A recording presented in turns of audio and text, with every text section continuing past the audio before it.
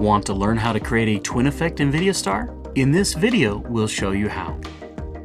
After creating a project, open the Add menu, then press Record Video. Tap this button to open Auto Stop. Enable multi-clip recording and set a single stop point. Next, open the record settings. To avoid movement and changes in lighting between clips, turn on Clap to Record and the AE lock to preserve the current lighting. For the best quality, use the back camera and the AE AF lock to maintain both the lighting and focus. Toggle the grid icon to add a center guide to avoid crossing over while filming your twin. Get into position, then clap to begin recording.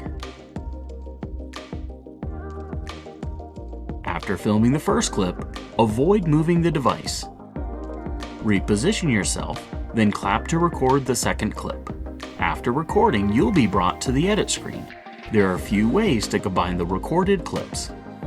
In the Clip Mixer Amazing Multi-Panel Mixer tab, choose the 2-up effect. Add the clips, adjust their positions, then tap Create. Another option is to use multi-layer. Add the clips, then press Add Mask. Add and position a shape mask, or go to the Erase tab for more control. When done, tap Create.